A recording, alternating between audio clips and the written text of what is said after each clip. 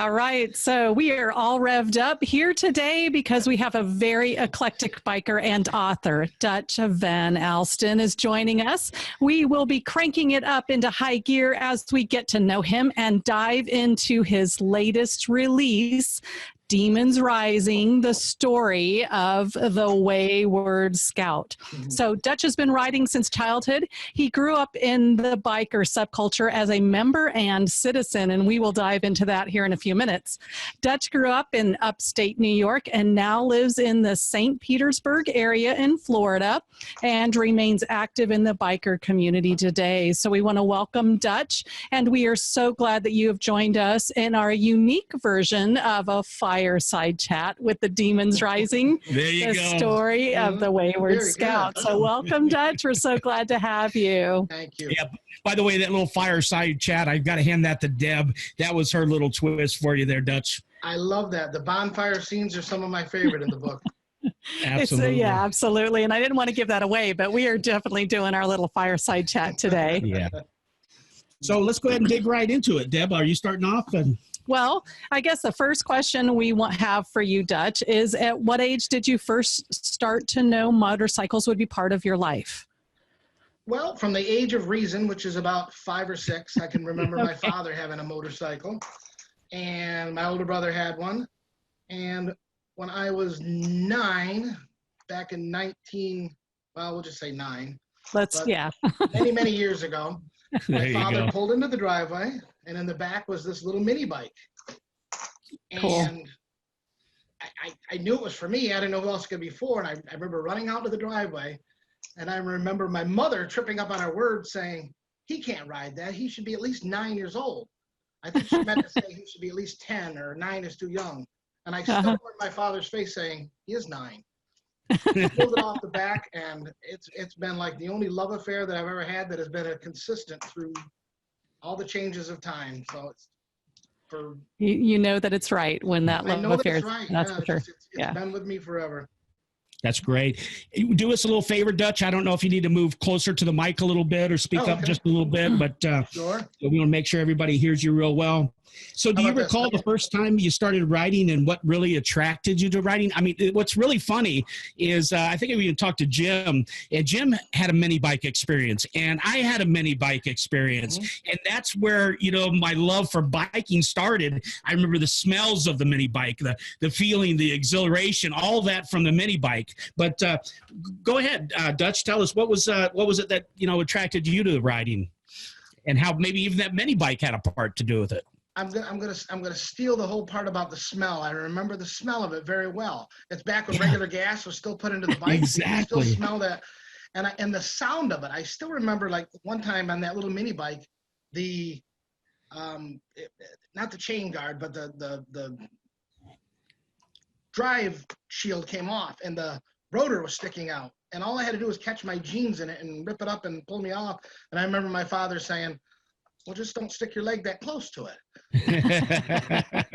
and I just remember feeling almost like a semblance of safety on that motorcycle, that it was just, I felt indestructible as I was riding, no matter where I went. And that was back in the day before the helicopter parenting, where you could just kind of just say goodbye and you could be gone for 3-4 hours and off on the trails you went. Right. It was just such a great experience. I didn't need anybody around. I didn't need to be told how to do it, when to do it, why to do it, and how to feel about it. It just all came naturally. Probably the same experience a lot of people have had. Absolutely.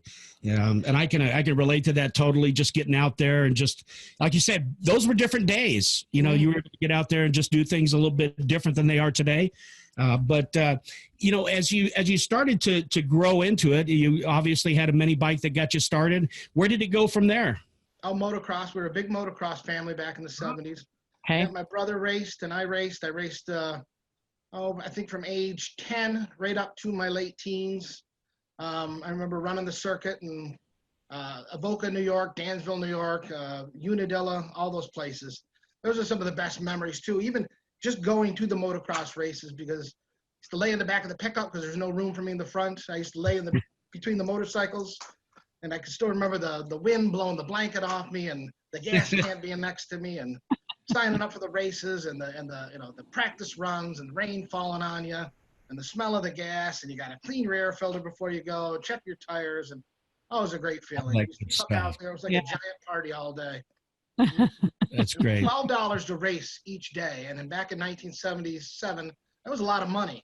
That was a lot of money. I really say. appreciated the fact that my parents put that money out there for nothing more than what it was. It was a hobby. I was never going to be a professional motocross racer at that time, but raced for a lot of years. I really loved it. That's cool. That's so fun. Ate a lot of dirt. And, oh. Gotta love the dirt, right? Yeah. Now, we kind of dove in very quickly into biking, but you, as I mentioned, you're a very eclectic being, and you've got a lot behind you that a lot of people don't know. So I'd like to actually take a step back and let our listeners and those watching have a chance to get to know Dutch in a different way before we really get too deep into the motorcycling and the book and everything. So, would you share a little bit about who you are or where you came from, things about you that I think everyone wants to know? Oh, dear. Not my best. There, right? Spent a lot of time alone. A lot of time alone as a kid. It wasn't that I was like a loner in the traditional sense, but I liked being alone. I liked being out on the motorcycle. I liked being in the neighborhood alone. I would always join in on a basketball game or baseball game or anything like that. But most of the time, I spent a lot of time by myself, and it gave me a lot of time to just kind of. I was a very, like you said, eclectic kid. Even at that early age, when it wasn't, dare I use the word normal, to be 10, 11, 12 years old, to kind of be this contemplative thinker. I used to listen to song lyrics when I was 11 years old and write them down and dissect them and rewrite them and all that kind of stuff. Just probably why I didn't have a lot of friends, because 11, 12-year-old boys don't think that way normally. They just want to go out and raise hell and look at girls. And I liked all that part too, but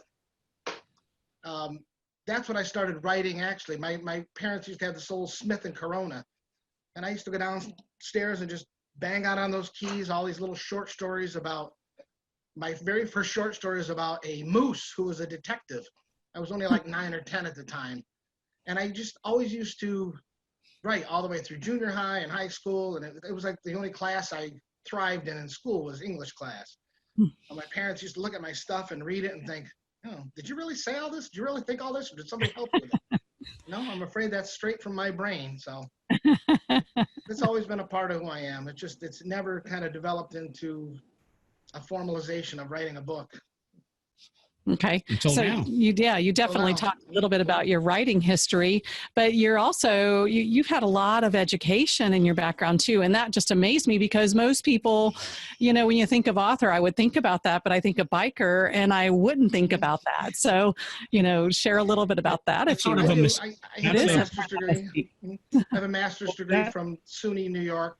And I don't talk a lot about that because a lot of people are just totally, because like you said, you don't see about a guy with tattoos, and I just had an earring at the time and a bandana. You look over and you think, what do you do for a living? Because I'm actually a substance abuse clinician, oddly enough, as I sit this thing.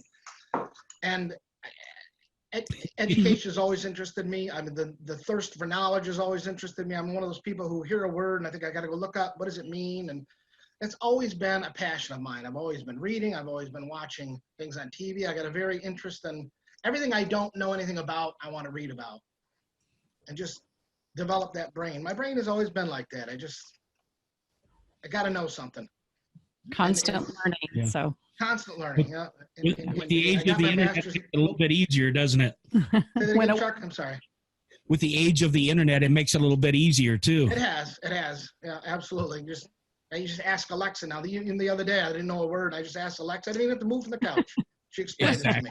Yeah, I do a lot of that myself. I had to do that through your book a little bit as well. Yep.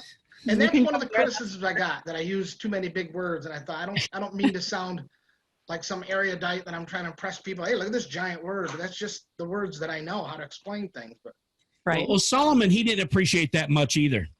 No, he did not appreciate a whole lot. No, he did not at all. He was, and you're right. In a couple of those spots, he made fun of Digger using those big words. Solomon was a very grounded man who knew exactly where he was and what he wanted to do. And he was trying to kind of groom the main character Digger into being more like him, which is either good or bad, because Solomon had a lot of faults and a lot of demons inside of him, no pun intended. Yes, right. Indeed.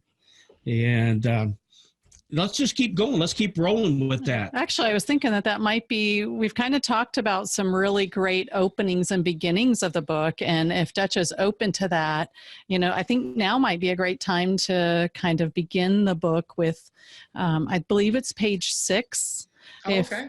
Works. I just think that's a great place to kind of set the tone from, especially kind of moving into the book. So sure. I mean, we're going to be all over the place here, and that's going to be okay. Oh, absolutely. I'm going to put my old man glasses on, so I'm going to transform into this devilishly handsome young man into a man who says, get off my lawn. All right, there we go. Okay, this is in chapter 2, and starts out with the main character, Digger Garcia, riding his motorcycle. And this is kind of what's going through his mind at the time. And he's trying to explain to the reader what it's like to ride. And it's not just a matter of getting on a bike and popping the clutch and putting it to first and going down the road. Okay. So, you want me to start right with 6? I think it was the second paragraph. Yeah, we've got the book here too. So I think it was the second paragraph of 6. So it's kind of the beginning of that. What it feeds into is he's already talking about some things that make him sound a little bit cynical about life. But then he writes, or he says, if the cynicism is showing through, then I am getting my point across incredibly early. I think these things. I think these things a lot when I'm out on the road. The mystique of the open road has been praised in poems, limericks, and inspirational blurbs. But the facts are, unless you are where I am right now, you will have a harder time understanding it. The passion that a winding, unexploited road with miles of ghosts before me brings to me is not explainable. Some attend church in a building. My church is here, behind my handlebars, with my soul free to think, feel, see, believe, and to solve. God created this beauty, and it's an insult to him to forego it. Man's natural state is freedom. Those who willingly give that up are those who won't sing a song from the sound of the rubber on the road. I know you've heard it all before, but the words are true. The ride of freedom is truly in one's soul, but only if you've been behind the chrome bars looking at the dotted yellow lines through the eyes of a warrior. It is only those who can genuinely appreciate the spirit of the road, roads that internet maps barely know because nobody of substance rides these roads. But alone on these roads means something different. Whether it's special or not is debatable, but it is, for certain, a tranquil feeling. I mean, the hardest person to get to know is yourself. So the more time you get to spend knowing yourself, you get to know the real you, the better relationship you'll have. I wake up to familiar faces, but also strangers, new sounds, smells, and sights. But regardless of those differences, I am always there. I need to know what I think and why. The therapy of the 2-lane highway can open up old wounds, but also help heal them, giving a sense of optimism over the horizon. As I ride and ride, the road continues. It doesn't end. The asphalt never disappoints me. It can be smooth, straight, and unencumbered, but I'm guaranteed a patch of curves, potholes, and then every biker's nightmare, gravel. But the dotted lines keep zooming past me, and the pavement goes on and on. The sense of knowing the road will, once again, be smooth and open keeps my spirit alive and the sense of adventure from reverting to the cynicism of the world that sucks me in once I put the kickstand down. Mm-hmm. I am my own best man, and I am my own worst enemy. I am every man. Love it. Awesome. Thank you. That does love set it. the tone. Thanks for sharing that. You did a great job reading that. Thank you. Writing it, in fact. Like I was mentioning to you earlier, it's just how I feel, but there's no way I can express it the way you did. And when I read that, it was just, that's what drew me into the book. It's like, okay, now we're talking the same talk, right? So it was like, okay, we're getting here somewhere here. And as we got into the book, it was really interesting because you do suck people in right quick. Because things don't happen bad, it does. So you never really know that until somebody reads it. What's that? I said, you never really know that as a writer until somebody reads it and tells you that. So thank you. You know, you're welcome. And, you know, what's going to be hard about this interview is I don't want people to know a lot about the book. I don't want to reveal a lot about the book. Right. So that's really what's difficult for us, because we want you to get the book, okay? You've got to read this book to really totally understand the book, to really totally enjoy the book and immerse yourself in the book, because you just got to do it, okay? So we don't want to give it away. It's sort of like you don't want to give away the ending to a movie, right? True. So we're going to try not to give away a lot of what is in Dutch's book, because we want to encourage our listeners, our viewers, to go out and pick up Dutch's book, because we truly believe in it. Deb ate the book up. Gosh, she got a hold of it first. We started out reading it together. I had to go in the hospital for a while, so we sat in the hospital reading it. I had to go through what I went through, and she took the book and she plowed through it. Couldn't stop. It took me a little time to get to the book, but once I started the book over a weekend when we had a lot of rain here, I didn't want to set it down. And I think it's going to be the same for anybody that picks up Dutch's book. You're not going to want to set it down. I remember I had to just take a little break to close my eyes, but it wasn't long, because I wanted to get back to the book, all right? Because it was one step after another, and you really wanted to know what was going to take place next. Yeah. So, you know, again, it's going to be a tough interview, because we're not really, you know, try to reveal too much of Dutch's book, all right? Yeah. Well, Dutch might give it away himself, because he likes to. All right. Well, in maybe your own unique way. Yeah. I'd rather you give it away than us. That's for sure. So thank you again for reading that, because I really, the placement of that chapter really set the tone. Whether you're a writer or not, you know, I think people that haven't written want that feeling, want that mystique, want that experience, but they don't know how to go about getting it. Yeah. And writers, you know, if you've done any kind of writing, you know, and can relate and just want more of it, because I know I can't get enough on the bike. So thank you for taking the time to read that and kind of set the tone for how we kind of dive into the book from here. We're just going to go right at it here. Absolutely. So, you know, the first step is you talked a lot about writing as a young person. So what really drove you and motivated you to write this full-length book? Because that has got to be an endeavor of itself, to write a book that big. And I'm not saying that to scare anyone, but it's a story novel. I'm not quite sure the right word for it, but, you know, share with us a little bit about what drove you, what motivated you to do that. Well, it's always kind of been in the back of my mind for years. I mean, to be honest, this book, if you really want to say what the genesis was, it was probably 20 years ago. And I would just kind of think of ideas and characters. Actually, the digger character comes from a made-up friend of mine when I was 9 years old. So, I mean, just, oddly enough, yeah. So, that is odd, by the way. It was a question I had you answered early. Oh, yeah. Well, there you go. Pointing, I'll let you know. That was a made-up friend that I used to talk to when I was 10 years old. Hello. Okay. The last 20 years, it would just kind of go through my mind about what it would be like to write about a club. And I was in a club since the 80s.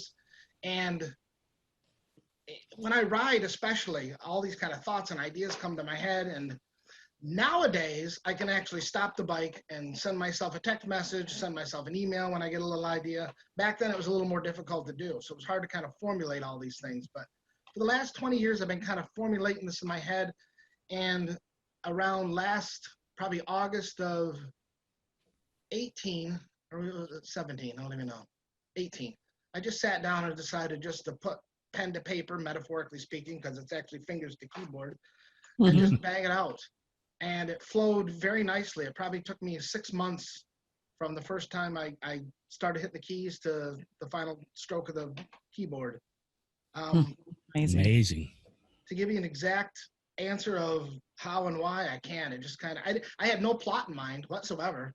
It just started, and everything just kind of, I went to this, to this, to this, to this, and 35 chapters and done.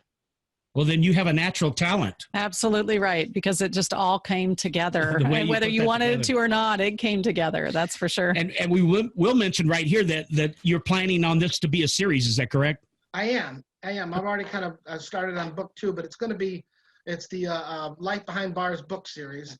It's a very cliche Life Behind Bars, but I stole it anyway because it's very fitting.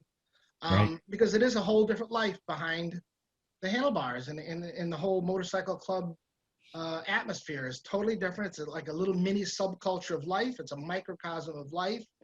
It's kind of a self-created family life that you make up. Now, I shouldn't say make up, but you search for, because the one thing I like about this book is a lot of people write about, the who, the what, the where, the how, and all that kind of stuff. But I don't think anybody's really tackled the whole why. And when people say, well, why do people get into motorcycle clubs? The canned answer is always, well, the search for brotherhood. Yes, kind of, sort of, maybe. But it's a bigger answer than that. It's kind of because women are searching for that too. Women search for that substitute family that they didn't get growing up.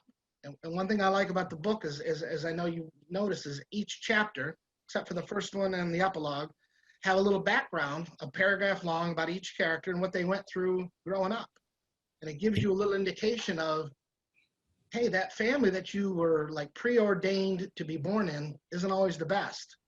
So as you grow up, you're searching for that new one. And this is a perfect life to adopt a new family. Absolutely. Would you allow me to be able to quote something out of your book? Absolutely. Knock yourself out. It's actually at the beginning of the book, and it says, you'll shed blood for your family, but you don't need blood to be family. Would that relate to a little bit about what you're saying and maybe sort of the essence of the book in a way? That is the essence of the book. In fact, the original cover had that quote on there. Mm-hmm. And I had some problem with marketing and metadata saying that any words you put on the cover, when it was a complicated process, and you couldn't put words on the cover. They would show up in the search engines, so I had to take it off there. But that is absolutely the essence of the book, that too many people put too much emphasis on your blood family, which is kind of an insult to people who adopt children and foster children and things like that. So it is basically what it's saying is you will do anything for your family. You'll shed blood for your family, but you don't have to have DNA lineage to be family. Right. And unfortunately, we put way too much emphasis on DNA. And, well, that's your sister, that's your father, you should not feel that way about them. Right. My philosophy has always been, your family is really those who love and support you and take care of you, not those you're related to. Interesting. Huh. That's a good approach. And, actually life lessons have kind of taught us some of the same things, is that, family is what we make them and are drawn to people in our lives, not necessarily those that we're born into. So I can see that for sure. So thank you for letting us share that. Yeah, that can be quite deep, and that's why I'm sort of, stuck here a little bit, because I get in my head a little bid too, and the book carries that through. So, and that's what I saw, and that's when you were talking about some of the what'd you call them, the prelogues to each chapter? Is that how you put it? Yeah, just about every character, not every character in the book, but every main character in the book has a kind of a different chapter in the beginning, showing what they went through in their family life. As you've seen, there's abuse, there's sexual abuse, physical abuse, there's neglect, there's poverty, there's mental illness, kind of. And so that became something in a book that was how would you say it? Not a trend, but a pattern that all the characters sort of had is that childhood experiences that actually, I don't know if I want to say this, but made them who they were. Yes, that's a very good analogy. Right. Yeah. And I purposely wrote every person had a different negative experience, but and all around the country, the character of Venus is from Nebraska. The character from Digger was from Indiana. The two brothers, Walt and Willie, were from all over the West Coast, but somehow yet they found each other. And that, even though they didn't know each other as children, they all kind of experienced the same thing. And I think I wrote in there somewhere about when you lonely people will eventually find each other and start new, and that's what these people did. Mm-hmm. And these characters in the book, were they based on people that you know or people that you have known? Not directly, no. I mean, they're all fictional characters. Because I see. Go ahead. I'm sorry. No, go ahead. There's people who have influenced each character. Okay. Solomon is influenced by a guy I knew. He's in one of the people that I dedicated the book to. Oh, that's what I was going to ask, because I noticed that you dedicated the book to 4 people. Yes. And so were the characters, go ahead, you were about to say They're that. not really based on them, but they did influence some. Like the bonfire scenes really were Kenny Hoteling, one of the guys that dedicated the book to. Him and I many times sat out by a bonfire and had some very nice talks. He's really nothing like the character of Solomon, but that influenced me to write that from that perspective. The character of Mallet that is not based, I'm sorry, is influenced by another friend of mine, but it's not based on anybody. Everybody's fictional. Because I've heard that before, people saying, so you must be the character of Digger. I'm thinking, no, it's all fictional. Oh, no. Well, I beg to differ. I mean, you wrote it, but I'm going to keep, the way I feel about it. It was going to have a question. I was going to have a question for you. I still probably ask it. So while we're here, what about names? You picked Solomon, Venus, and the other names made sense. Pantech Dave, stuff like that. Yeah. Mallet was an interesting one. What about Solomon? Did Solomon have his name? Did it have a particular meaning? Did the name Venus have a particular meaning? Did Digger's name have a particular meaning? Any of that? Solomon, actually, his original name was going to be Yoda for a while. Okay. Kind of that wise character in charge of everybody. But believe it or not, this is kind of a technical answer. I researched that. George Lucas has some very interesting copyright laws that he somehow managed to formulate. Oh. And I just was not about to navigate through them. Sure. So I thought, let's go back to the old biblical days of Solomon, the old brutal king, wise and in charge. And I thought that was probably even a better name for him anyway, because that's what Solomon was supposed to be. He was supposed to be the guy who's been around a long time and kind of detached, a bit brutal, but very wise, and always seemed to have the answer. Didn't always display the right answer the right way, but always seemed to have the right answer. He was very particular, wasn't it, Solomon? He was very particular. And that character kind of took off on, because originally when I was starting to write it, he was going to be the more wise, calm character. And somewhere it just kind of flipped around chapter 6 or 7. He just became kind of this crazed, very volatile person, irrational. And it just worked better. Go ahead. No, I just say sometimes those characters kind of, what you have planned for them, they just kind of take off on their own, and it just flowed better after I made him kind of the more volatile. I don't want to say violent, but no, he can get volatile. The people won't know this, but the scene when the clubhouse, when it got really intense. Mm-hmm. Yes. And that made you wonder. And as I was reading, you didn't address that. And I know a lot of our listeners don't know what we're talking about. Which is great. But you go on through the book, and it's never addressed. It's left. Okay, but then later, it all comes out. And unfolds, right? And in the back of your mind, it's like you sort of know it's there, and you're like wondering whatever happened with this. What happened? It's like an unfinished business, but you do finish it. You do get to it. I do finish that, and I hope I did that the right way, because it was fabulous. Was supposed to, and without giving a lot away, like you said, that was supposed to kind of humanize Solomon at the end. It did. That when all came, because all Solomon cared about was the club. Mm-hmm. And he was a likable character for the most part, but if you really read into it, he kind of abandoned his family. He kind of did his own thing. The club was all that was important to him. That's all he wanted to kind of carry on. Yes, absolutely. And so he thought that was going to have to be from an iron fist, but as you read on, you see he kind of took on this human component of, he really did care and love about all his brothers in the club. Absolutely. And while we're on that, because I had a question formulated with that in the book, and I say you/Digger, I'm going to stay with that, by the way. He's young and handsome. That's no, come on now. So are you. Digger gives a speech about Solomon. And in it, he reveals what people never knew about him. And Solomon had a mystique about him that others just didn't know. In real life, we all have like preconceived ideas and misconceptions about people.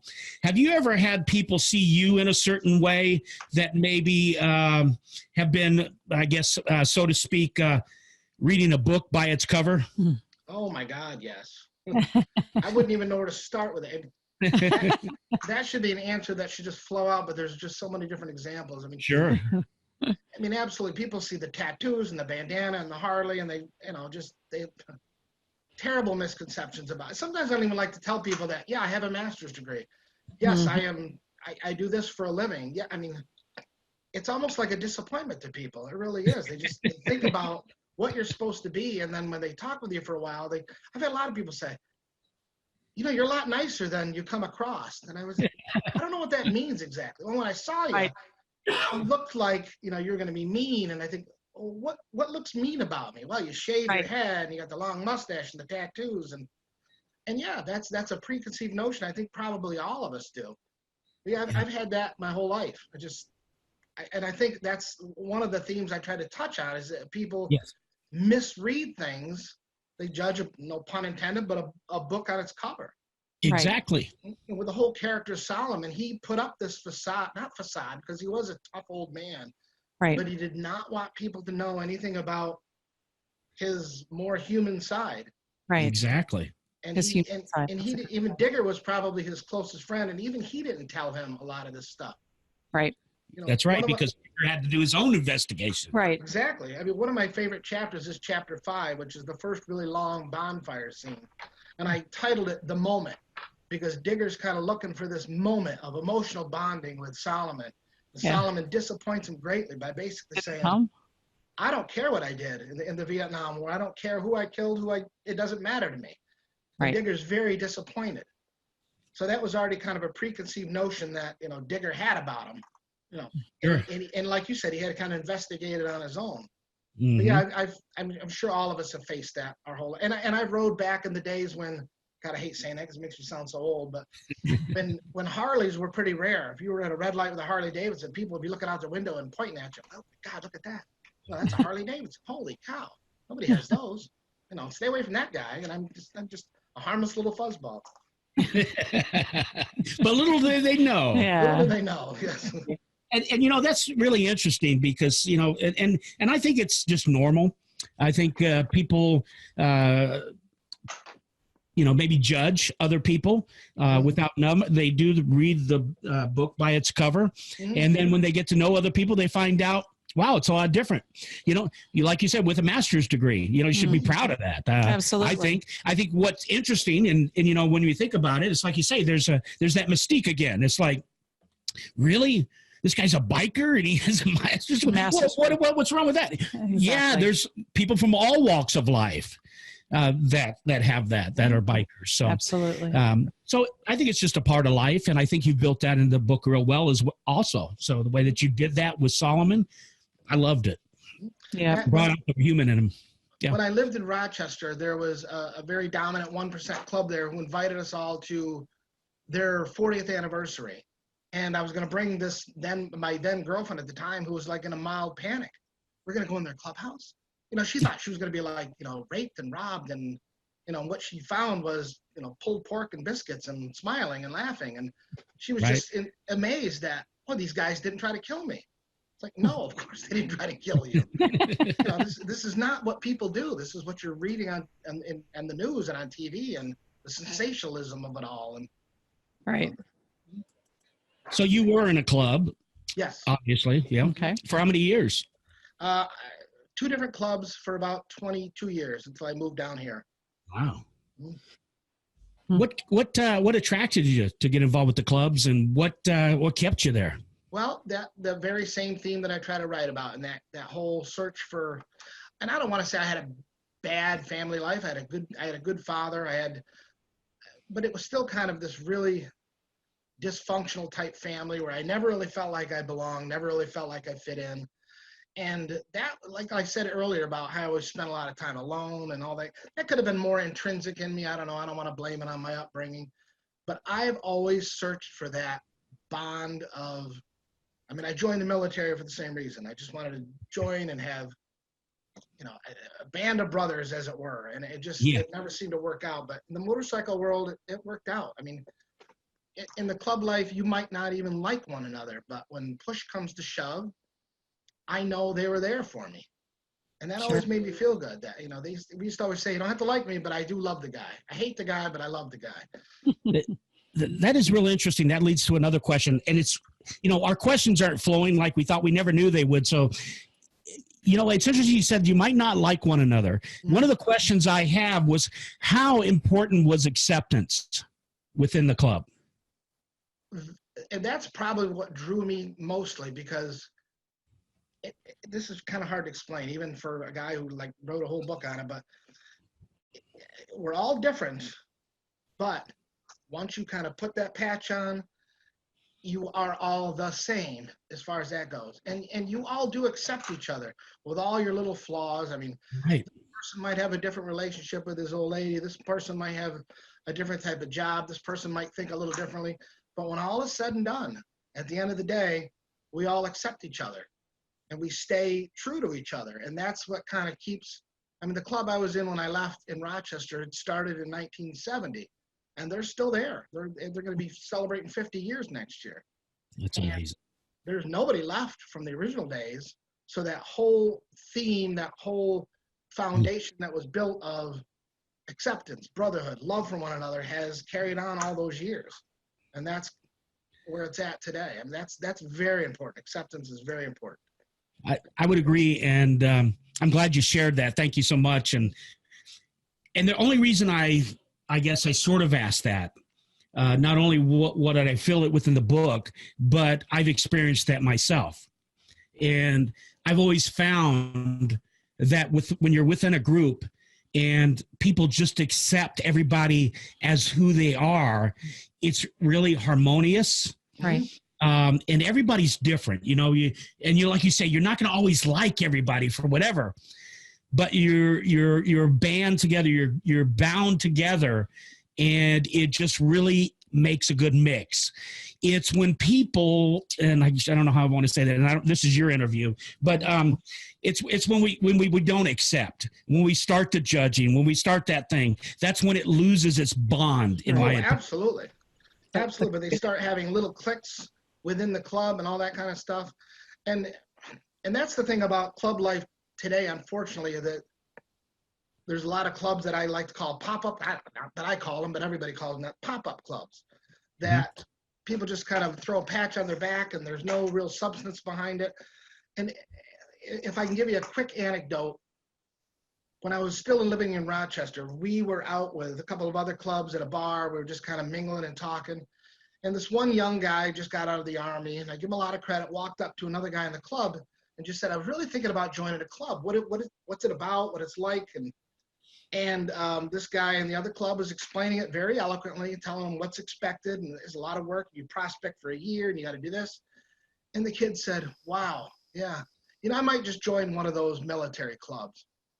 And there was no real, I didn't begrudge him anything, but it was just kind of that whole, I really don't want to do the work. I really don't want to have the philosophy of, acceptance and brotherhood and bonding. I just want a patch on my back. Right. And that's really what's missing nowadays. So some of these older clubs that have been around a long time, that is a theme that they've built up on and are still running with. All right. Deb, I've been taking over. You got some questions. Don't let me just run the show. That's okay. It's been a great dialogue, and we've learned a lot about the club life, and which is cool because that's what we really wanted to dig a lot into because we don't know that side of life. But, I know the book is fiction, and you mentioned that many of the characters just kind of evolved from experiences in life. However, the question is, do any of the words really draw from real life experiences? Because it almost sounds like some of it does. Well, there's two that are more humorous, that are almost word for word. There's a part in the book where they all go out to dinner and they come into the restaurant and the hostess says to them, as she takes one look at them and basically wants nothing to do with it, and then puts them in a back room that isn't even open. And that actually came from back in the 80s. The club I was in, we were coming back from our sister chapter, which is just like north of Pittsburgh, and it was pouring rain and everybody was in a bad mood. We actually drank the night before, shockingly, but we were all feeling really bad in the morning. And compound that, like I said, with rain and cold, and we stopped at this diner and we came to the door, and I still remember the look on the hostess's face. She kind of looked to, we had a real guy named Josh Randall, who was 6'6", former Marine, had this stentorian boom to his voice. We need a table for 18. And she said, we can't seat 18 people. And he said, we're really hungry. And she said, she looked at the host and said, open up the banquet room. She said, it's not open. She goes, it is now. And the waiters back there. But that, in the book, I wrote almost exactly that, just because that was always a humorous part. Absolutely. But you're humorous in the book as well. Yeah. Oh, absolutely. And the only other humorous part, and this is actually drawn from almost word from word, is a friend in the book. The character Malik gets hit by a truck going out to get his mail, and he's all banged up, and he's on his way to the ER. And Digger calls him, and he's all panicking. And I'll take you to the ER. He's going, oh, no, I'll be fine. My old lady's going to take me. And then the next morning he calls, and he says, well, how'd you make out at the ER? And he said, well, I was going to go, but my neighbor came over with a bottle of whiskey and the bonfire, and I went there instead. And that is absolutely 100% true. That is a friend of mine who got hit. A little different, but he was on his motorcycle pulling into his drive, and a pickup truck hit him. Oh. Head over heels into the back of the pickup, and his neck's all, elbow's broken, he's bleeding, and he's yelling into the phone, and he's screaming, I'm going to kill this guy and all this. I said, just go to the ER. He goes, Tammy's taking me right now. I said, okay, well, just call me when you get back. He never called me, and the next morning he calls, and he tells me he's on his way, and I said, what happened? You were going last night. Oh, that, yeah. The neighbor came over with a bottle of whiskey and a bonfire, someone over there. And I just started laughing, and he didn't even catch on. But he didn't know what was so funny. I said, listen, you're all banged up. You could have had a broken neck. You're bleeding. You put a piece of duct tape on your head just because somebody brought a bottle of Jim Beam over. Yeah. Priorities, right? Oh, yeah. To this day, him and I still laugh about that. But he didn't You even gotta love that, actually. Oh, really. That's my favorite story to tell people. It was just hilarious. That guy is just. The way it was written in the book was, too. Yeah. You're like, It's really? almost word for word, almost for word. And I worked really hard to kind of work that into the book. I just wanted to. It really didn't add or subtract anything to the book or the story, but I just wanted to put that in there from my own personal anecdote.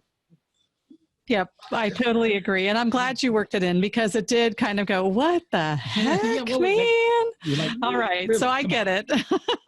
Well, I just wanted to, from your perspective, what's the difference between a 1% club and a regular club? And that's a hard one. For one thing, a 1% club is not what the government and the media says, which is, they're all criminals and they're trafficking meth, and that's just not true. That's just part of the agenda that they have to kind of create that image. I don't even want to get into all that, but that's a fact. But the real difference is a 1% club is just very intense in what they do. I mean, it started from a little story in Hollister, California, where a bunch of people on motorcycles got a little rowdy one night, and somebody used that term about, oh, these bikers created a riot in Hollister, and somebody from the AMA said, well, just so you know, the AMA, the American Motorcycle Association, just so you know, 99% of the people are good people. It's just those 1% that are lousy. And a lot of those people took that moniker as a badge of honor and said, fine, we'll take that. We'll be that 1% that say, but really what it is just kind of Venus, the character Venus tries to explain it in chapter 3 and does so very badly. But she made a good point, which is basically most clubs are what they call a family job club, which is your family comes first, then your job, and then your club. A 1% club, it really is your entire life wrapped into one. It comes over your job. It really comes over your family. It is just that level of intensity. And it's just, that is what's kept them going for 50, 60, 70 years. And the reason why they're 1% is because most people can't keep up that level of commitment. That's all. It has nothing to do with enterprise. And I mean, I don't care what the DEA says or BATF says, but it doesn't diminish clubs that are not 1%. They're very hardcore. They're very rigorous, but they're just not at that level of we're all on board. Right. There's a level of dedication, I think. Right. Loyalty, yeah. I mean, I know one club where anytime there's a funeral, every member nationally has to go to that funeral. It doesn't matter whether it's in Germany, it doesn't matter whether it's in Alaska. You're going to be there. Right. I mean, so it's just that level of commitment that it's just hard for everybody to do. Yep. Very good. So since we're right there, let me ask you this, because this was a question that I believe some people might even be wondering about. I hate to go there, but we're going to go. So, the shows like the Sons of Anarchy and the current Mayan show, did that reflect, do you believe, the accuracy of an MC, or is that just all Hollywood? I thought it was gratuitously violent. I mean, there's some violence for sure, but no, I don't think it fully reflected it. But okay. I mean, Kurt Sutter had his target audience. He knew what he was doing.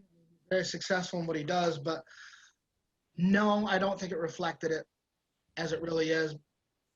However, I don't think that was his goal anyway. I think his goal was to strictly entertain people. Entertaining. Yes. Yeah, and they really and some of the script and some of the dialogue, they just quote unquote tried too hard. And I think a lot of things they just like looked up on Wikipedia, some of the verbiage and the wording, and just kind of tried to stick it in there as best they could. It would be hard to do on film. It really would be. And so no, I'd say no, as a general rule, no, I don't think it's an accurate portrayal of it. I think they were really looking for a lot of sensationalism, and most of the time it's not. And again, it's just Hollywood, right? It's entertainment. Absolutely. Yep. And you got to sell, got to have absolutely. Yeah, I don't begrudge him that at all. He's a very talented man who's absolutely done a lot. Yeah. For sure. So how were you introduced to motorcycle clubs as your first experience? Well, there was a club in Corning called The Chosen Few back in the 70s. And even as a kid, I used to see them. I didn't quite know who they were. But in the mid 80s, I'd ran into a guy who was a member of The Chosen Few who left that club and started another club. And I just got to talking with him, and he invited me to the clubhouse a couple times, and that's kind of what I was looking for. I just didn't even know I didn't even know I was looking for it, but I had found it. It was just the camaraderie and a lot of laughter, a lot of fun, and it's just what everybody talks about what they want, and there it was. I just had to kind of earn my way there. I mean, I had to prospect for the club. That was a lot of fun. It was very interesting. One of the this is back before the days of cell phones and things like that. But one of the outings we went to when I was prospecting, I had to have a flashlight around my neck so I could be spotted everywhere. So if anybody needed me, you couldn't hide. You better have that flashlight on. But I look back and it was a lot of fun. It set everybody's tent. They had to run and get beer, and it was just, the prospecting is the worst thing you want to go through. But the minute it's over, you almost miss it. You almost look back at it as a rite of passage that you really truly appreciate. Huh. That's interesting you say that, because as I look at that and I read through the book, and I'm saying to myself, man, I just don't think I could have been a prospect. I guess my ego or something would get in the way. And so more power to you. Maybe I'm wrong. Maybe you can help me there. I don't know. It's funny because, and you're right, because you are kind of, I mean, the club I prospected for didn't purposely belittle you. And some clubs do, which is just, I think, wrong. Prospecting process is supposed to be almost like an apprenticeship of teaching you the way things work. But that yes, you are also the lackey. You're also the guy who stays when the bar, or we don't have a bar in the clubhouse, sorry. We don't do that. But yeah, I mean, you're the one who kind of cleans up afterwards. And if you get a phone call saying, hey, I'm going to go out tonight, you're going to go escort that member all night. You're going to follow him around, make sure he's all right, and follow him to the men's room, make sure nobody comes at him and things like that. But once you're patched in, it's really over. It's not a matter of, that you are now one of the brothers. So if you were a prospect an hour ago, you're not anymore, and you're treated just like everybody else.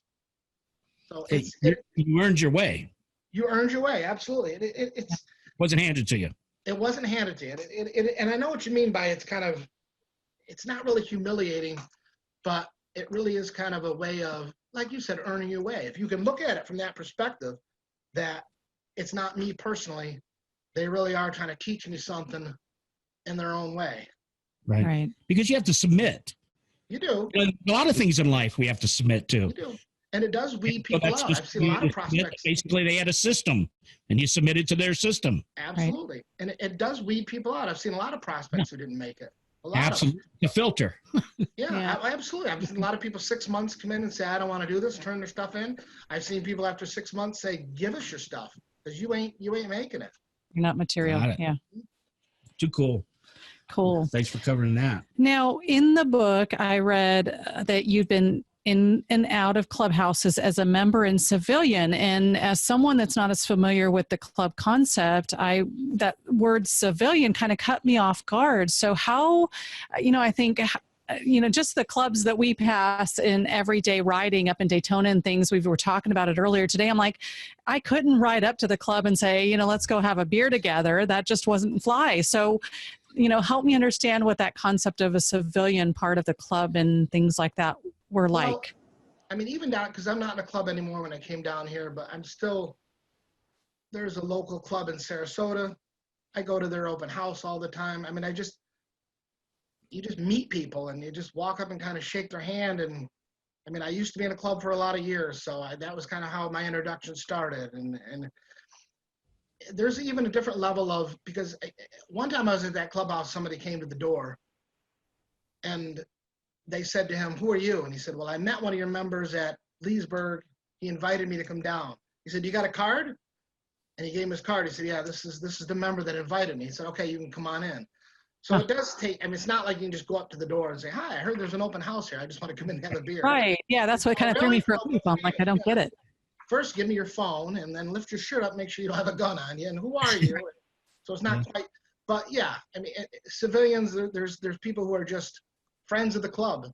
And that's really what I am at this level. I'll never join another club again just because I just don't have the time or energy to do it. Right. But yeah, it's still, I love being there. I love being in the clubhouse, and it's a good experience either way. Well, that helps me a lot because, like I said, I was intrigued by that. I'm like, how do you just go be a civilian at the club? And, there's an invitation. So it sounds pretty formal in a process. Yeah, absolutely. So good to know. How authentic is the story to real life in a motorcycle club in your book?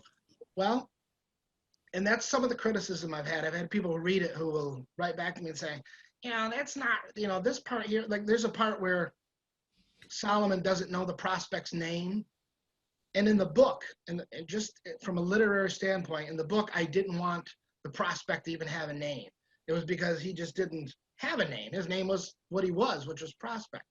In real life, you know damn well what his name is and where he lives, and you know everything about him, or he wouldn't even put that bottom rock around him to begin with.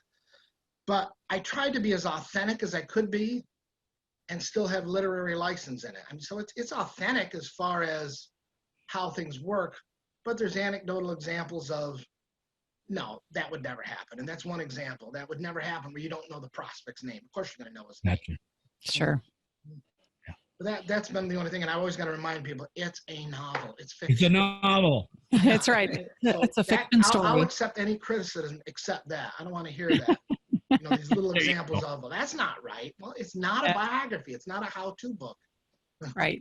There you go. That's right. That's a great way to put it, for sure. So what was difficult about writing likable, sympathetic characters into the book when, is that really part of the real drama of a club and things like that? That is hard to do because you want them to, and you want the reader to like them and be somewhat sympathetic, but they're not choir boys.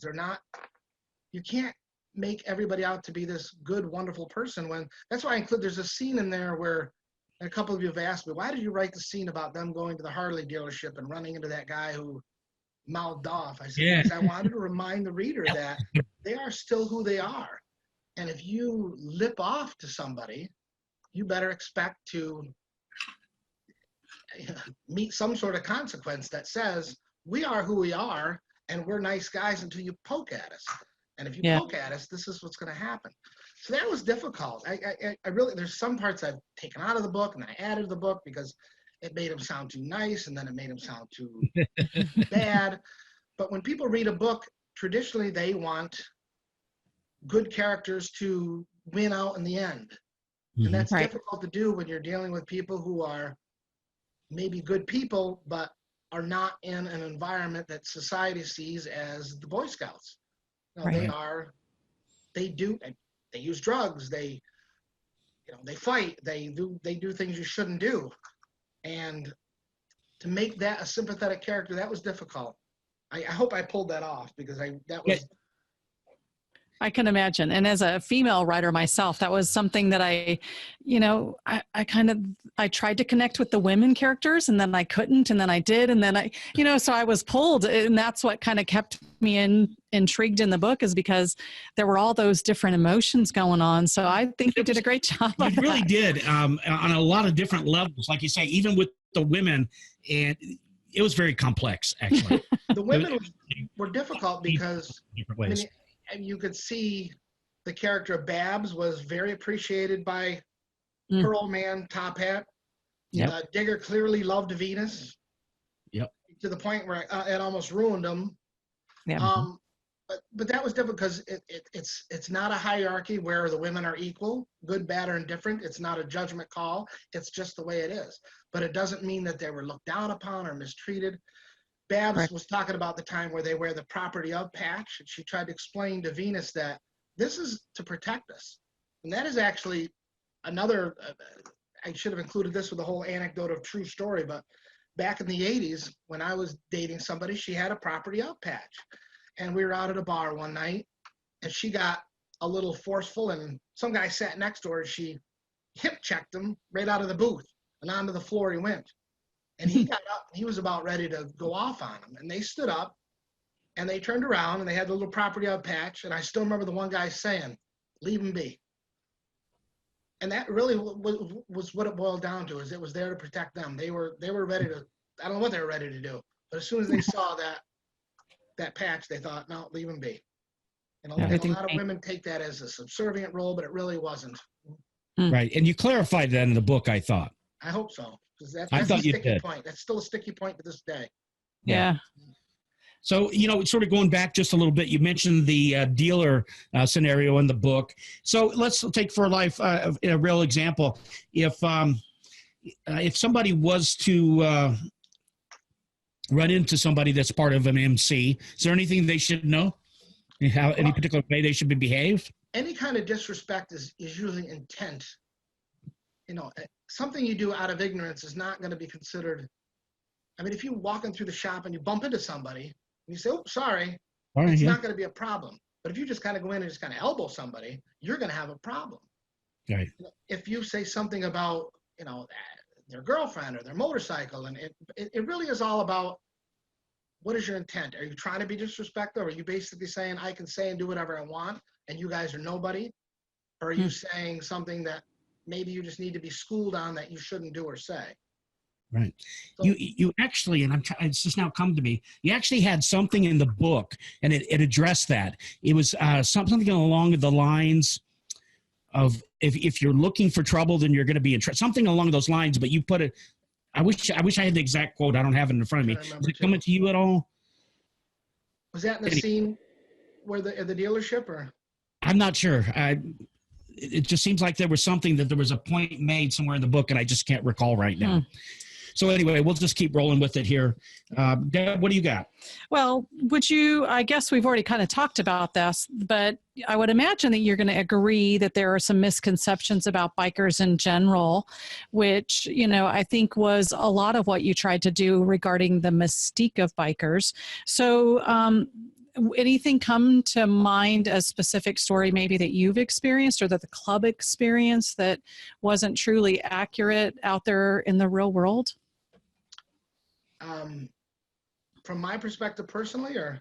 I mean, we used to get that a lot from anybody. I mean, any place we walked in, we would have, people would, and in the beginning, Digger kind of admits that he likes to keep people, I think his exact words were, "I don't want to scare people, but I like them to be on guard." I like that, yeah. Yeah, and we'd be lying if we said some of the perks involved. There was one scene where he was running back from the woods, running back to the van, and he says, one thing about being in a club is, you have girls throwing herself at you, there's never a cover charge, and all that kind of stuff, but he says, but really what it comes down to is, I know where I'm going to find Solomon, and he's going to be right exactly where I want him to be. And I think some people misread that whole club concept of that is really what we're looking for. And even though those perks are kind of nice, where people buy you drinks and they leave you alone, and that's really not what the goal is. But a lot of people, when they see you out, think automatically you're trying to intimidate. And we've had bouncers come up as soon as you walk in and say, we don't want any trouble tonight. And there's no trouble to be had. We want a drink, we want to come in and eat, and that's all there was. Right. And that's just, and they're being very polite, but that was like their main concern. Oh no, a motorcycle club came in here. Especially if you were out of town and you weren't familiar with that city, and you walked into a bar 100 miles away, there'd be a lot of panic. What are you doing? Other clubs, if you go into a bar where there's another club, a lot of patrons will panic. Oh, there's already another club here. You guys are here to cause trouble. No, we happen to be friends with them. They're just in a different club. This is not what you see on TV. This is not, the Club A warring with Club B. Right. Yeah, those are great examples. Yeah. A little bit more about you real quick. You mentioned you were in the military. What branch? The Army. Okay. Yeah, well, thank you for your service. Reagan years, peacetime. All right. And do you have any children, Dutch? I do. I got a 33-year-old who lives in North Carolina, and I got a 31-year-old who's still up there in Rochester, New York. He's getting married in September, as a matter of fact.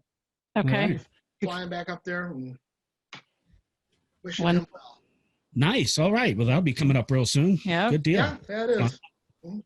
But no grandchildren, nothing like that. And congratulations to you. I see you got a fresh one, so. Oh, man. Oh, gosh. That'd be a great feeling, isn't it? Oh, yeah. It's totally different. Yeah. So you don't have a grandchild yet? Not yet, but I have a feeling the one that's getting married is probably going to give me a grandchild within the year. He's always wanted kids, but he's just hasn't met the right one. So this is the right one. It's the one. That's cool. Well, good luck with that, and you'll see what I'm feeling. It's I told Deb the other day, I'm in love all over again. Oh, I bet. I saw the picture of Deb with that smile on her face. That's why I wrote the kind of mildly sarcastic comment that I did. That it looks like you guys kind of like this little kid. Yeah, kind of. Oh man, I'm telling you, it's really strange for me. I'll tell you that. But thank you very much. All right, so I think we talked about that when we asked that question early on. Go ahead, Deb. I'm curious. You mentioned in the book that bikers go to certain places where bikers can be bikers. So in this, and it was kind of cool to read about places that we know local, that names that are like, oh, wait, and I know that person. So that's kind of a cool thing. So where would bikers go be bikers in the real world for you? Well, that's in the acknowledgments, I think. I mentioned a friend of mine, Jesse Mullen, who he owned the Tip Top Tavern, which was there since the 40s. That recently closed, but he has another bar. But those two atmospheres were perfect. It was just where you could go and be exactly who you were, and nobody was ever going to bother you. And if anybody was, he used to have a sign on the wall that said, "We don't call 911." And I know everybody does that as a joke. But this is an absolutely true story. Back when he owned both bars, he was at the Ride Hard Saloon, and somebody came rolling in really fast and said, "Jesse, there's smoke coming out of the Tip Top." And he said, "What do I do? Do I call 911? And he said, "Absolutely not. You don't call 911. We don't want anybody over there." And he got on his bike and rode over it. It just turned out to be something in the kitchen. But it was just that whole atmosphere where you could just, I think you used the word early on about acceptance. And it just didn't matter what you were riding, what you were wearing, what you were saying, what you were doing. It was like the biker version of Cheers. You were just welcome as soon as you came in. And there are a lot of places that cater to that clientele and do so enthusiastically. That's fantastic. Thanks for sharing that. That's really cool the way you put it too. Yeah. It's at the bar. You just went there because that was the question that I had. I was actually not going to ask it, and I'm actually glad that you did, Deb. So because he answered it real well because I wanted to know. Yeah. So bikers good deal. Just being bikers. All right. Let's see. What's next, Deb? Keep rolling here. Well, is there any difference between what you would consider a biker and a motorcyclist? Because those terms, are thrown out there all the time in the world. But yeah, they are, and maybe sometimes unfairly, because there's nothing wrong with being a motorcyclist at all. The whole motorcycle culture has kind of grown. Again, I know I'm an old man, but when I was a kid, really nobody had a motorcycle. It wasn't. I shouldn't say nobody, but it was not. They weren't populated like they are on the highway.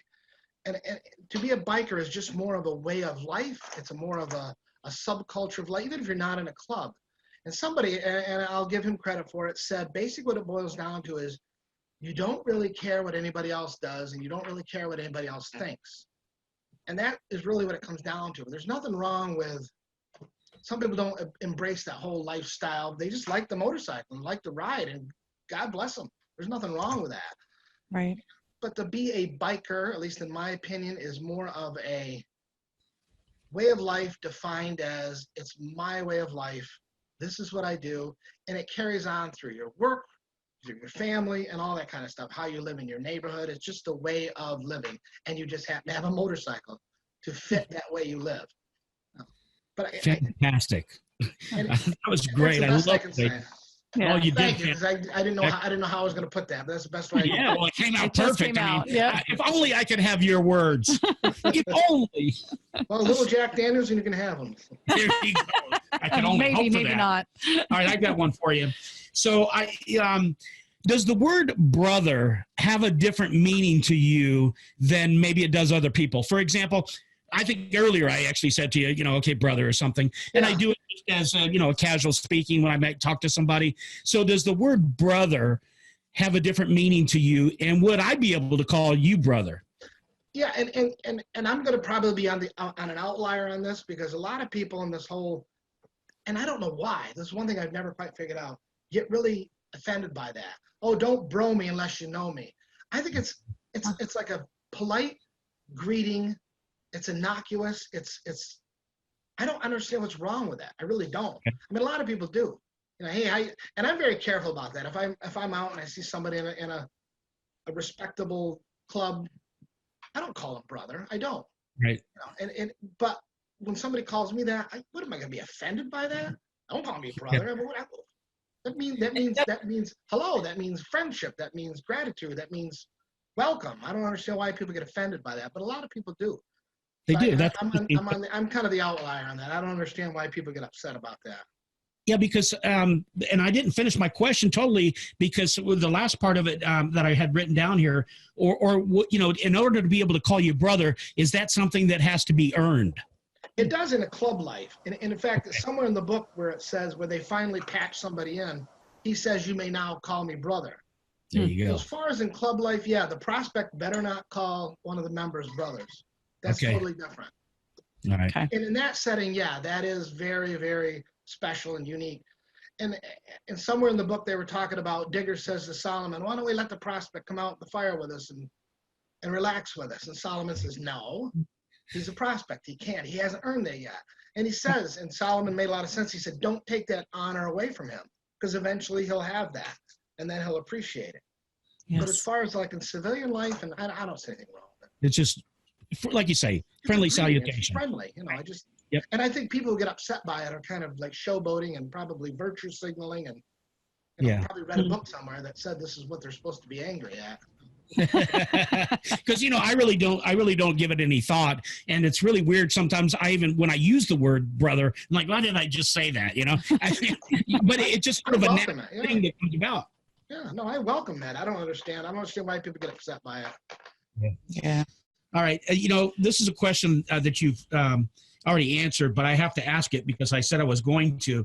Are you able to reveal if the character Digger in the book is in some way or another you? It really isn't. I mean, a lot of it's personal philosophy, probably. I mean, anything you write about comes within. I mean, I can't make up what I'm thinking and feeling, and that's what you do when you write. Is you write what you're thinking and feeling, and you attribute it to another character. Sure. But I mean, as far as he's a proud Marine and war veteran and all this kind of stuff, I'm none of those things whatsoever. But as far as go ahead. Well, I like it because I think you summed it up for me in a way, the philosophy. Right. Yes. Yeah, absolutely. That's me. I mean, that's my word. That's what I feel like. Yeah, absolutely. And his kind of whole search for a different life. Yeah. I mean, that certainly comes from within. Absolutely. So if you're listening and you're wondering all about this Digger character, well, then what you're going to have to do is you're going to have to get the book. Absolutely. You're going to have to figure it out. And you've got this interview to be able to go back to with Dutch to be able to see and relate some of these things in the book and figure out your own version of Digger and who you believe Digger is. So what you want to do is pick up his book, okay? Absolutely. What you got next, Deb? So were you ever a Boy Scout or an Eagle Scout? I was probably, I think I was a Cub Scout at one time. Were you? Okay. Okay, well, I got a question for you then. Hmm? Do you remember? I have a question. Sure. Do you remember the Boy Scout oath? Honor, loyalty, morally straight, something or other. I really Something like that. Something like that. Yeah. I will do my best to do my duty to God and my country, to be That's square the Cub Scout oath, wasn't it? the law of the pack. That was the Cub Scout oath. Yeah, Nope. Cub Scout, Cub not Boy Scout. Scout. The That's Boy right. Scout had a different one. So I remember that one. Then. Yeah, because I was actually a Cub Scout leader at one time for my kids, but neither one of them went into the Boy Scouts. Exactly. So that was the Cub Scout. Yeah. Cub Scout. That's been in me for years. When we lived up north in Florida, I was a Boy Scout, and then we got transferred overseas to Germany, and so I was never able to continue with the Boy Scouts. But I remember being so proud. I mean, I wore my uniform to school every day. There you go. I loved it. I Anyway, remember that. not going to talk about me, but I know even in the title of the book, it talks about the story of a wayward scout. Now, the scout can be interpreted in different ways, but Right. And I like that because you really don't hear anything about the Scouts except for the first chapter and the epilogue. And it's just more of an introduction. The very first chapter, and that's why it doesn't have a background blurb, is because it's already a background blurb. It's Digger when he was 15 years old, and he's getting his Eagle Scout character, and it gives you a little insight into his father, who's more of a status climber socially than he is really as being proud of his son. yeah. Digger's kind of over there with his hands folded, and he doesn't really see this as a big event because his father doesn't even let him make a big event. But I did that purposely, where I wanted to start the book at a Scout meeting, and then the epilogue takes place at a Scout meeting again. It's just supposed to show the difference between how he was as a kid and how he was as a parent, so to speak. Later in life, Right. Later in life. I should have gone with later in life. You're right. Yeah, later in life. And actually, I spent a lot of time on that. Even after the book, after I read it, I went back and reviewed those the other morning, and I was like trying to compare the two because I had to get it right in my mind. And then at the shift at the end, reader, you guys are going to have to get the book to understand, but you need to read the book. Yes. And see what Dutch is talking about. But it all does come together. And it's interesting how you tie the beginning and then it comes to the end. It's just really cool. Yeah. I just really like I it. thought it was a great connection. Absolutely, man. Yeah. All right. So loyalty, in your opinion, is it getting harder and harder to come by these days? Oh, real one. Yeah, absolutely. People know what the definition is according to Webster, but yeah, absolutely. It's becoming more and more artificial. It's becoming more and more, yeah, I'm very loyal, but, that little 3-letter word of but after that. Yeah. At least in my opinion, true loyalty is you stand by somebody and you support them no matter what. Not just when it's convenient, not just when it's, the heat gets too hot for you. And that's kind of, I don't want to say gone by the wayside, but it's kind of disappeared over the years. We've become a very self-serving world, and everything is about me, and everybody else gets kind of left to the wolves, and hey, I got your back, at least for a little while, until it's no longer benefits me. It makes a good bumper sticker, but it's really hard to apply it to real life. Yeah. I was wondering how you felt about that, because it does seem like, and that's a lot of what's in your book too. This is about loyalty. It is. It's it is getting less and less. And I know I do repeat that theme a lot, and that's intentional, because that is what every single character was looking for from childhood on up. And this is why when they all kind of found each other, it's all defined differently for them. I mean, for the women and the different members, loyalty means something different, but they feel accepted. They feel that they're giving and receiving loyalty in their own way. That's really what it boils down to. Right. And it just works, that's for sure. So I see that the Demons Rising, the story of the Wayward Scout, is part of a series. In the second book, first of all, how many books are you anticipating at this point being in that series, if you have any idea? I don't have my brain is kind of going full speed. So, and really what I'm going to do as far as the series is I'm going to pick a different club, different characters, but I'm going to tie the club. I mean, in book 2, Demons Rising is going to be in it, but it's going to be focused more on a new club. Okay. And I think that way you can kind of go gangbusters, really. I mean, you don't have to keep developing and changing characters. I like the Demons Rising characters the way they are. So if you come up with a book 2, you got to change something. You got to develop something. I don't really want to do that. I like them the way they ended up. I totally agree. And you mentioned in the book, you actually talked a little bit about each character in the beginning of each chapter. Are you going to keep that concept moving forward in the future books? Because it was very an interesting way of writing. Yeah, and that was actually a last minute idea. I was going to do it just for one chapter. I was going to do it for the chapter number 2. It's kind of an introduction. And I thought, this kind of works. You know, if my whole theme is about comparing what they grew up with to what they were looking for to what they have now, I should let the reader know. And what better way to do that other than a paragraph in the beginning? It's the only part of the book that's written in past tense. The whole book is written first person present tense, which is difficult to do sometimes. But those little flashback scenes, I think they carried a lot of weight and let the reader know. Because like the character of Venus, so far the feedback I'm getting on her is nobody really likes her. And it surprised me because I thought I wrote her as a more kind of sympathetic person. She's a bit emotionally distant and things like that, but when you read some of the background blurbs, you know, why wouldn't she be? Well, and for Venus, for me, the verdict's still out because of the way the book ended. It actually threw a wrench in it for me going, okay, was there something there that I should have picked up on that maybe I didn't? And I saw it, but to that extreme was a little, I don't know. So my verdict's still out. So I agree with that. And I think also for a reader, that history, even though it may not have been identical, there are pieces of all of us that are planted in all of their histories that I could go, wow, I remember feeling that as a child, or, you know, I had this one experience when that happened to me too. And that's why I want this now in my adult life, kind of a thing. So I think it connected us to the characters in ways that I didn't expect it to. So, oh, wow. Yeah. That's a great compliment. Cool. It was cool. So that's a really good compliment. Yeah, it was awesome. Keep on going, Deb. Well, you're on a roll, Deb. Keep going. Yeah. Okay, so do you anticipate the following books in the series to follow that same flashback format, which is what I said? And what drew you to write the book kind of in that style? Now, you mentioned that it was supposed to be one chapter, but how did it really grow to be more of the book? I mean, the chapter or the paragraphs in the beginning? Yes. Because I just thought it just helped explain, instead of trying to hide it in dialogue and cloak it in dialogue about, you know, what each person went through, why not just say it directly? People can absorb that at face value about, you know, what this person, like we said at the beginning, there's all sorts of abuse, there's all sorts of, there's a lot of mental health in Solomon's life, as you could tell. Yep. And it just, it's easier, I don't want to say easier, but I think it's just more direct, and it's just better on the reader to read exactly what happened instead of trying to hide it in subliminal messages. Great. Yeah, because there's a lot of depth to it anyway without trying to figure all that out. So and some of those background paragraphs were more like, there's one about Babs explaining who she was. And she was like 20 or something, and the one friend is talking about, oh, you can't go on like this forever. But it explained what her character was like from the beginning, and she was a very self-assured, confident person.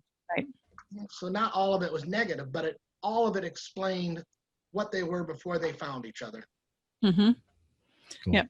Now I got a little something that really rubbing me wrong here. Uh-oh. Yeah. Uh-oh. You included the general manager of Rossiter Harley Davidson.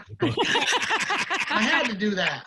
Had to do that. No, I had to do that because he always picks on me about being over by the beer tap.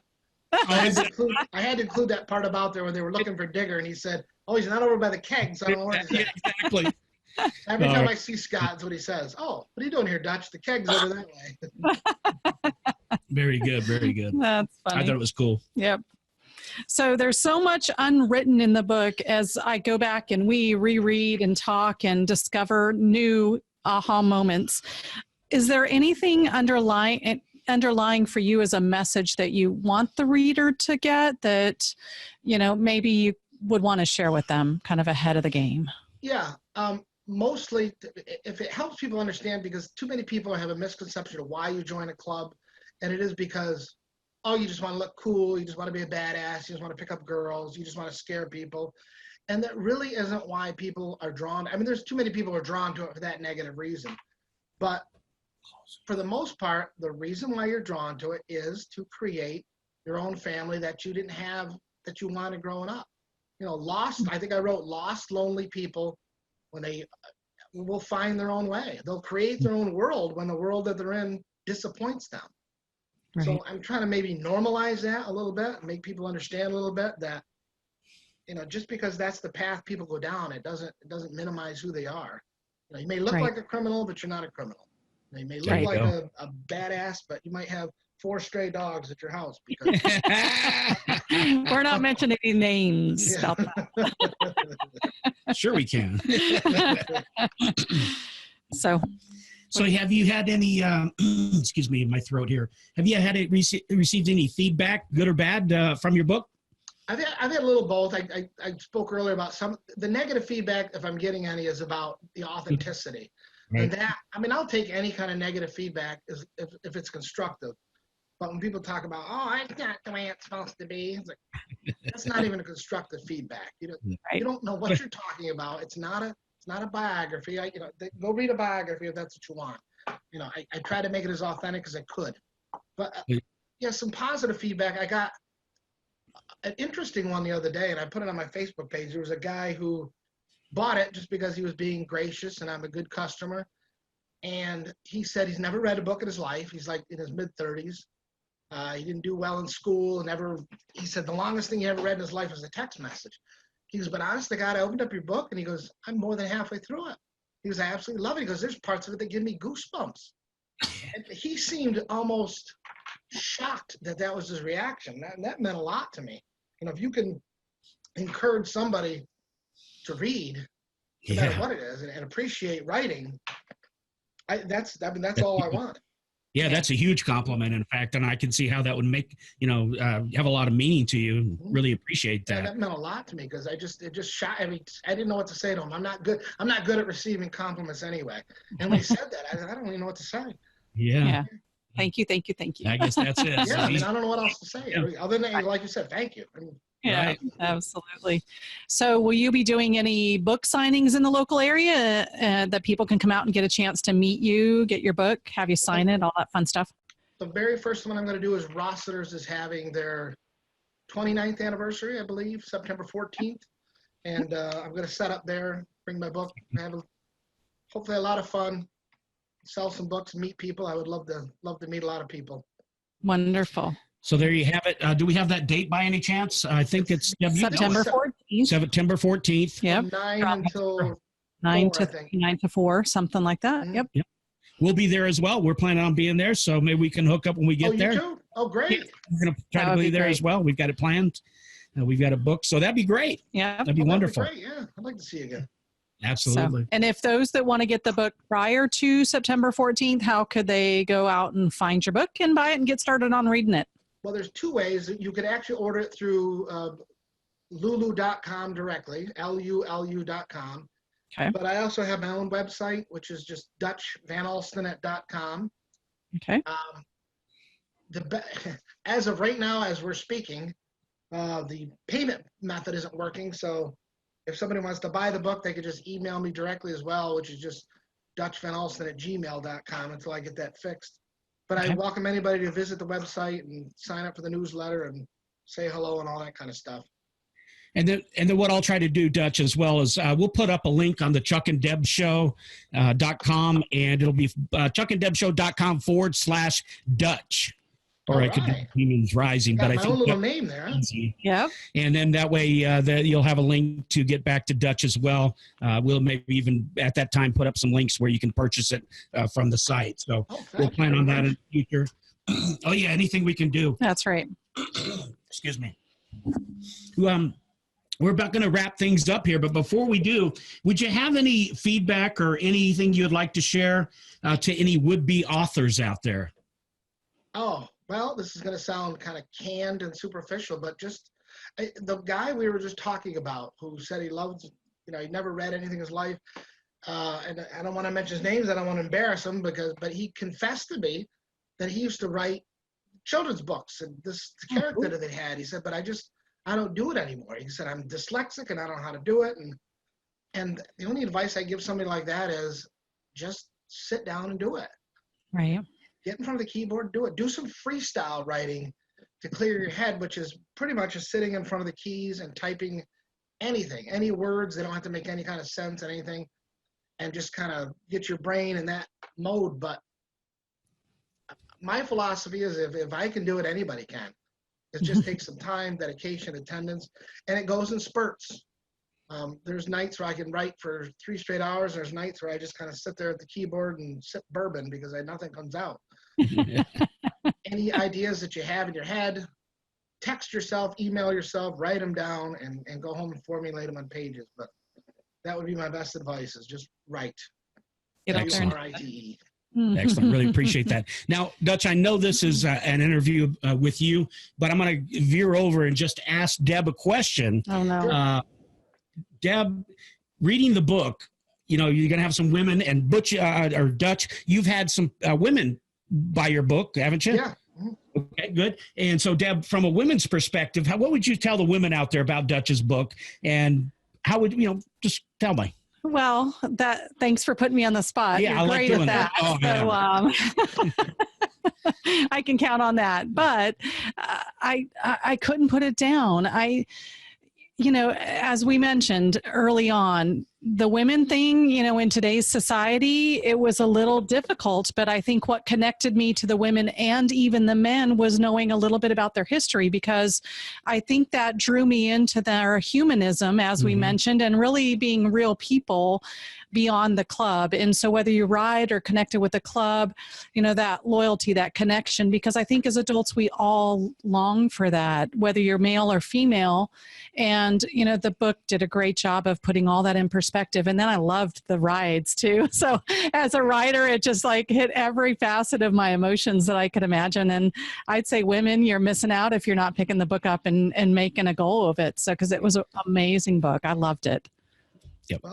And Deb is an avid reader. She's always reading every night. I'm not somebody that always reads every night, but Deb is always picking up some type of novel and reading it. And for Deb to get into this book and to love it the way that she did, that speaks volumes for what you've done, Dutch. So congratulations on the book. It's outstanding. Thank you. Yeah.